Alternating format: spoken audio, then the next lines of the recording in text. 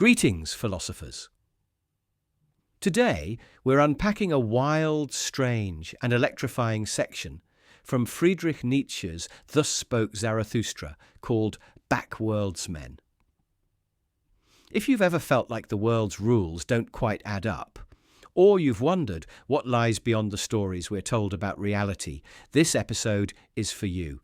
So, settle in, and let's get lost in Nietzsche's mind-bending world. Now, Thus Spoke. Zarathustra isn't your average book. It's not a neat little manual with bullet points. It's more like a fever dream, a poetic explosion of ideas written by a man who thought philosophy should shake you to your core. Nietzsche's Zarathustra, the main character, is a kind of prophet, but not the gentle bearded type. He's fierce, a bit mad, and he's here to challenge everything we think we know. In Backworldsmen, he takes aim at one of humanity's oldest habits, inventing imaginary worlds to escape the real one. So, what's a backworldsman? Picture someone who's decided this world, the messy, painful, beautiful one we're all stuck in, isn't good enough.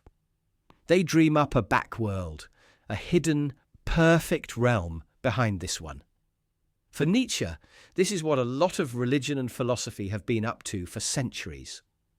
Think of Plato's world of perfect forms, or the Christian idea of heaven, a place where everything's pure, eternal, and free of suffering. Sounds nice, right? But Nietzsche's not buying it. He thinks these backworlds are a dodge, a way to avoid facing life head-on. Nietzsche's Zarathustra starts by telling us he once believed in these backworlds himself. As a young man, he was seduced by the idea of something better, something beyond. But then he had a revelation.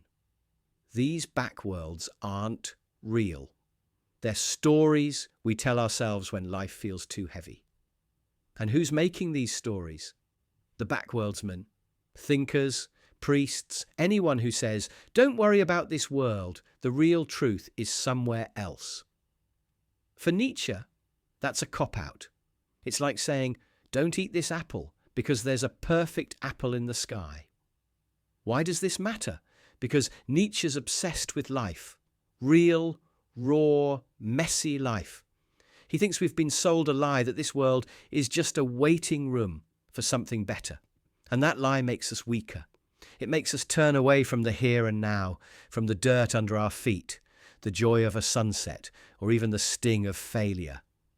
The backworldsmen, he says, are like people who have checked out of reality. They're so busy dreaming of a perfect afterlife or a flawless truth that they forget how to live. Now let's pause for a second. You might be thinking, hang on, isn't it comforting to believe in something bigger? What's wrong with a little hope? Fair question. Nietzsche's not saying hope is bad. He's saying we need to be careful about what kind of hope we're chasing. If your hope makes you hate this world, if it makes you think life is just a test you have to endure, then you're missing the point. For Nietzsche, life isn't something to endure. It's something to embrace, to love, even when it's tough.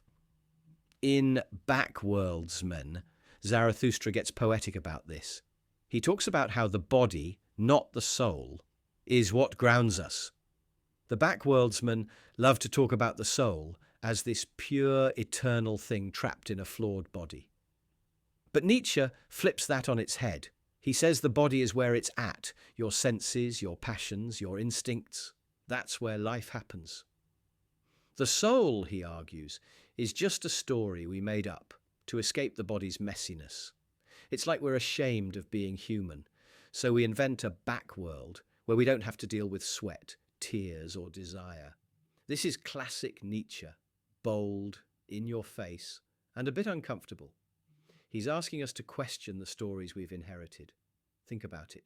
How many times have you heard someone say, this life doesn't matter. It's all about what comes next. Nietzsche's saying, no way. This life is it. He wants us to stop looking for an exit sign and start saying yes to the world we've got, flaws and all. Let's get a bit personal here. We've all got our own backworlds, don't we? Maybe it's not heaven or Plato's perfect forms, but we dream up our own escapes. Maybe it's binge watching a show to avoid a tough conversation, or scrolling through social media to dodge real world problems. We're not so different from Nietzsche's Backworldsmen when we check out like that. And he'd probably look at us and say, "Come on, get back in the game. Feel the world, live it, don't hide from it." One of the most striking things about this section is how Zarathustra talks about the earth. He loves the earth, its smells, its colours, its chaos. He says the Backworldsmen turned away from the earth because they couldn't handle its imperfections. They wanted something cleaner, simpler. But Nietzsche's like, perfection's boring. The earth, with all its mess, is where the action is. It's where we laugh, cry, fight, and create. That's what makes it worth loving. Now, Nietzsche's not just throwing shade at religion or old philosophers. He's also warning us about ourselves. The Backworldsman isn't just some ancient priest or thinker. It's anyone who gives up on this world for a fantasy. And today, we've got plenty of new backworlds. Think about the metaverse or AI-generated utopias, or even the way we obsess over curated lives online. We're still chasing perfect worlds, just with better tech. Nietzsche would probably say, same old trick, shinier packaging. So what's the takeaway? Zarathustra's message in Backworldsmen is a wake-up call. Stop dreaming of backworlds. Stop waiting for a perfect tomorrow or a flawless truth. The world you're in, right now, with all its grit and glory, is the only one you've got. Love it. Live it. Say yes to it. That's what Nietzsche's driving at. It's not about denying pain or pretending life's all sunshine. It's about embracing the whole package, the good, the bad, the messy.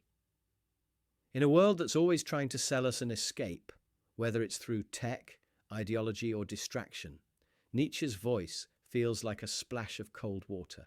He's saying, don't outsource your life to a backworld. Don't let someone else's story tell you what matters. Instead, he wants us to create our own meaning right here in the thick of it. That's the challenge of Backworldsmen. It's not just a rant against old ideas. It's an invitation to be braver, to look at the world with clear eyes and say, this is enough. I'm all in. So next time you're tempted to check out, to chase some perfect elsewhere, maybe pause and ask, what would Zarathustra do? Probably laugh, dance, and dive back into the mess of life.